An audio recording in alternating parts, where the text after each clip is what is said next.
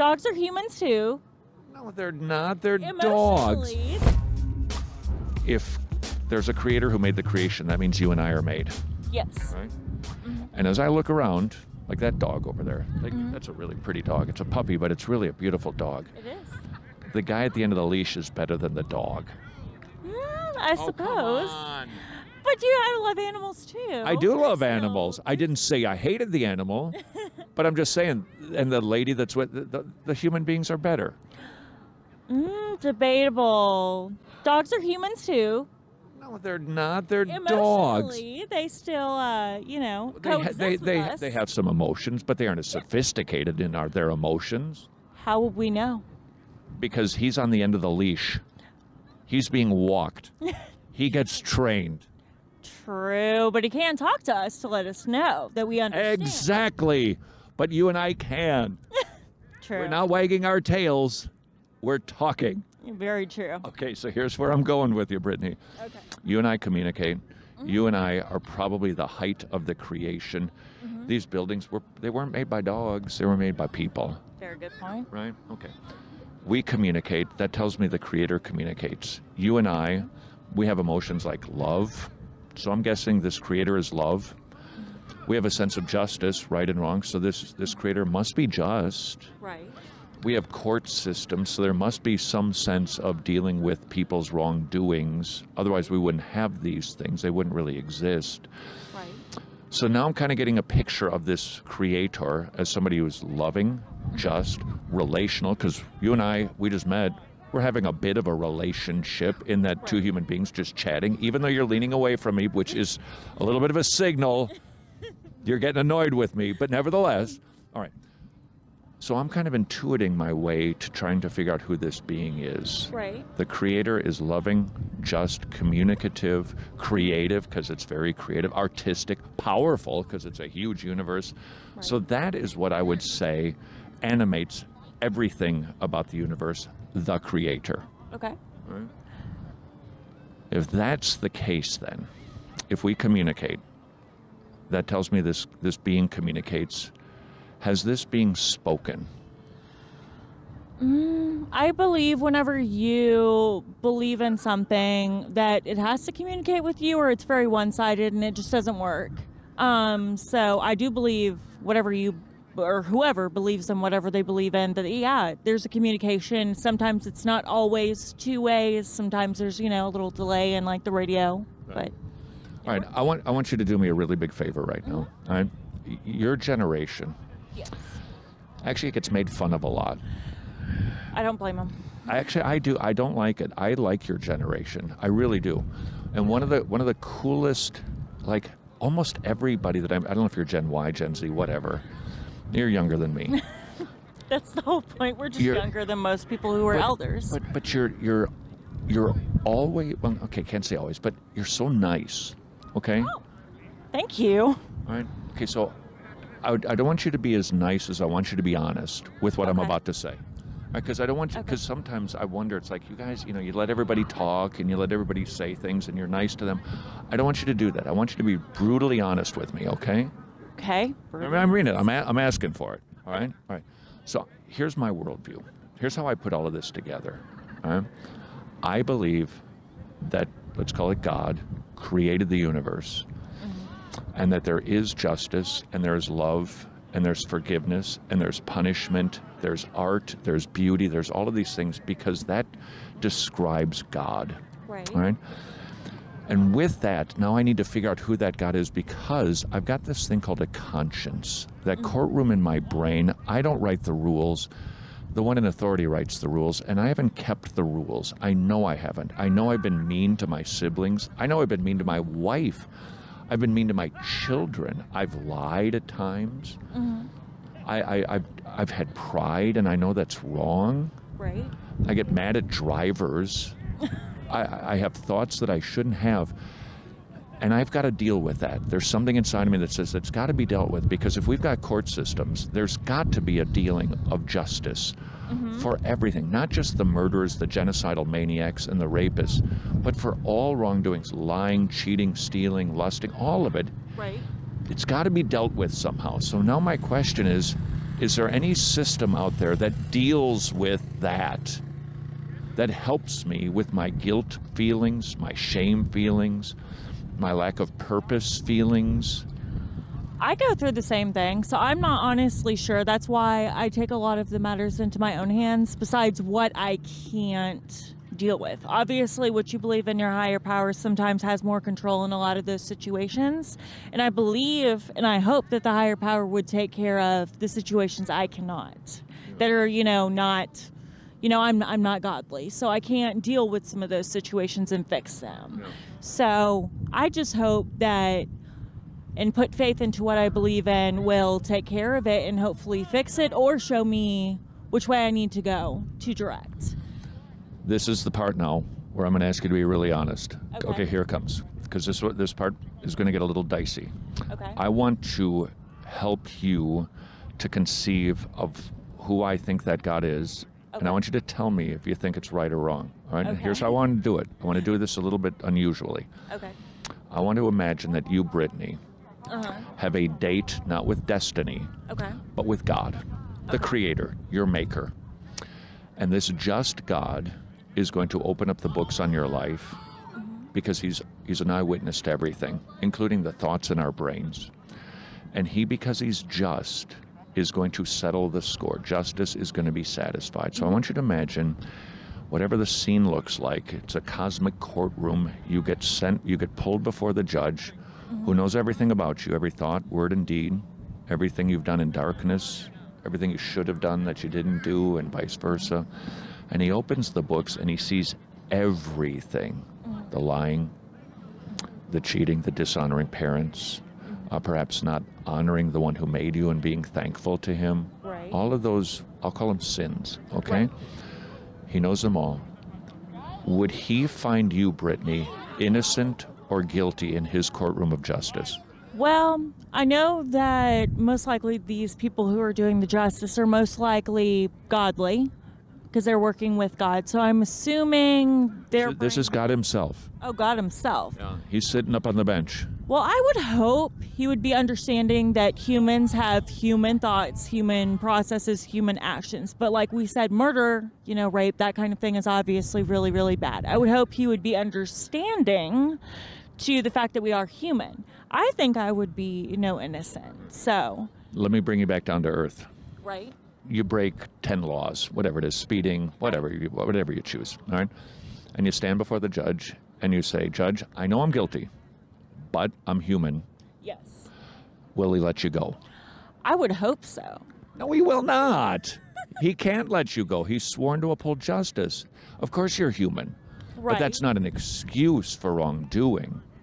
No, definitely not. And I understand that. So it's kind of hard because it's like, where's, the thinking process between humans and obviously God is a little bit different too. I agree, but I think the problem though is if they're like pretty good at what they do, he's going to be perfect at it. Yeah, and you can't just let everyone go either. You have to uphold the justice system. Bingo. I agree totally. I think that's reasonable, and I think that I can intuit that is what is correct, just based on my human experience here. All right. So the truth is, like me, I'd be guilty because I haven't kept God's laws. I have done bad things. We'd both be guilty, wouldn't we? Yeah. As far as what his laws are, I think I would be guilty. But as far as maybe being a good human, I would be innocent. Well, if I were comparing, here's what we tend to do. We do compare that. Let's just say we could make time, just like one single minute, and there was a jail, and it had Adolf Hitler and Genghis Khan and Stalin and Pol Pot and all these terrible guys. You know what they'd all be saying? He's worse than I am. Yeah, definitely comparing, definitely. Right. See, I can see that now that you kind of paint that kind of picture. Well, that's what I do. And I'm so pride-filled. I think I'm better than everybody, frankly, because it's me we're talking about. I love me way too much. Right. And so I have a tendency to be blind to my own shortcomings. Right. So God's law, the standard of righteousness, we'll just say is embodied in the 10 Commandments: lying, stealing, lusting, honoring God, honoring parents. That's kind of a moral code that we all have. Right. I've broken those laws. You've broken those laws. Right. we'd stand before God guilty. Now, here's the scary part. Right. What should God do with guilty criminals? Send them to heaven or send them to hell? Well, if we're going on that page, there is, purgatory if you believe in that. But I guess a lot of people would go to hell. And, the angels, people I believe that are angels, would, go to heaven. All right. I don't know who those angels might be, but let's just talk about you and me. Right. If we've broken God's laws, because he's just, he must punish lawbreakers. He's got to do it. Otherwise, he'd be unjust. Right. So I'm sharing my worldview with you, taking you into God's courtroom of justice. All right, so here's the big problem, Brittany, and I think we all kind of sense this, which is why so many people invent systems to feel better about life. Mm-hmm. We have a conscience that confirms we've done wrong in the eyes of our Creator, and there's a price to pay, and I'm scared. I'm afraid to die and meet my Maker. Yes. I mean, that's... okay, true confession, when I was a kid, I was like horrified to die, like obsessed about, like scared. When I was younger, I was too. I was scared because honestly, when I was younger, I was raised Catholic. I was scared to meet God and have to even just talk to him, just, hey, how you doing, type of thing. Yeah, you at least went to church, May. I never even went to church. I just knew it was going to be a bad day for me. That's all I knew. But at any rate, all right, let's fast forward. All right, so here's what I believe, and then you're going to be brutally honest with me. Okay.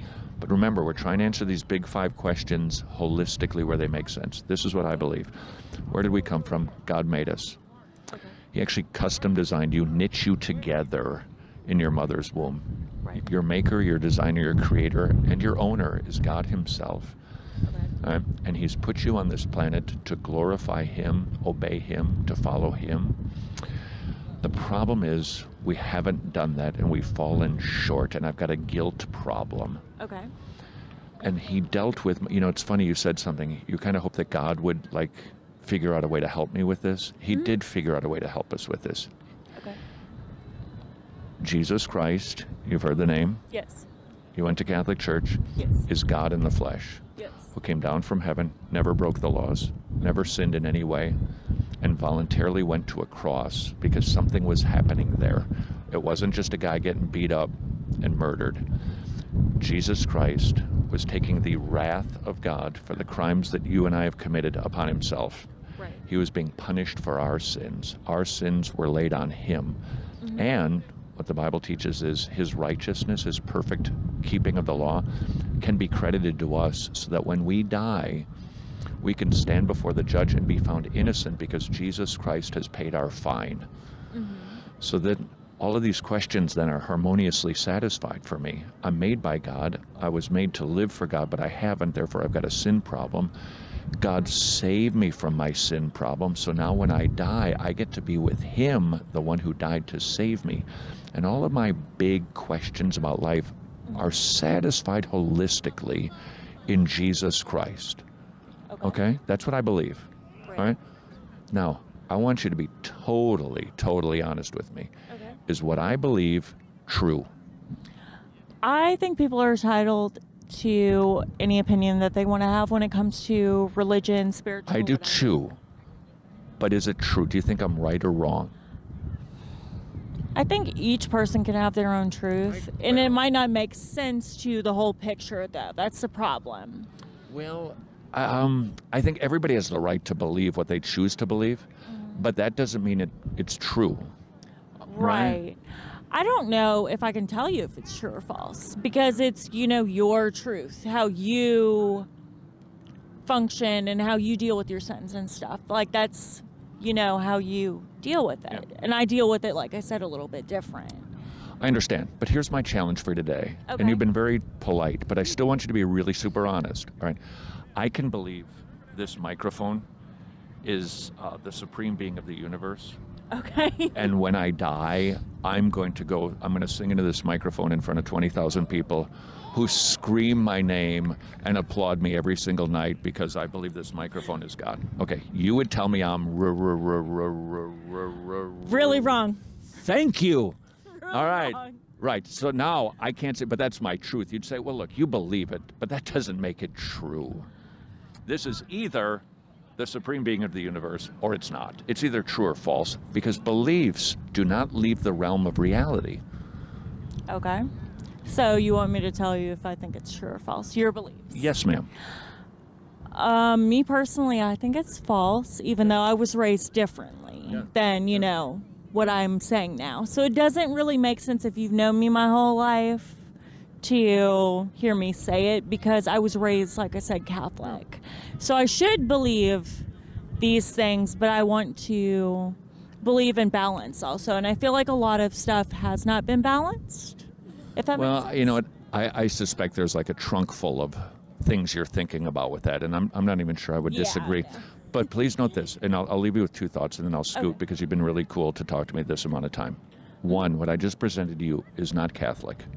Yes, right? No, definitely. Because Catholic says you've got to clean yourself up to make yourself acceptable to God. What I just said is we can't clean ourselves up. Yours is more generic. Yours is more borderline, and I'm just basing it off of what I've known. Well, I don't have generic. What I describe, the Catholic system is works. You got to work your way to heaven. What I just described is grace. Yes. You've worked your way to hell, but Jesus will give you grace, and he'll offer you mercy and forgiveness, free and clear, based on nothing we've done, but on everything he's done, because he's that good. Right. That's what I just, so not works, but grace is what I just described for you, right? And the second thing I would leave you with is my encouragement to you would be to at least just consider what this total stranger said to you today, how the worldview that I just presented, it kind of answers those 5 questions and makes sense of the big questions that we should be asking without contradiction. It all kind of works. And so my encouragement to you, because it is a free country for now, and you have the right to believe whatever you choose to believe. So I'm gonna push the envelope right now and do something very not your generation. Okay. Right? I'm going to encourage you to consider whether my claims are true or false, and either like reject them fully or believe it. So I'm supposed to give you an answer? Nope, I'm just putting in the microphone in front of your face because I have nothing more to say. Good afternoon, ladies and gentlemen. This is your captain speaking. For all of you Arminian passengers, you might think you have free will, but not on this flight. So let's put those seats in their upright and locked positions. And for all of my Calvinist passengers who believe in the sovereignty of God, he may ordain that you're going to crash today, but if you do, you're going to do it with your seatbelts on. So let's just buckle up.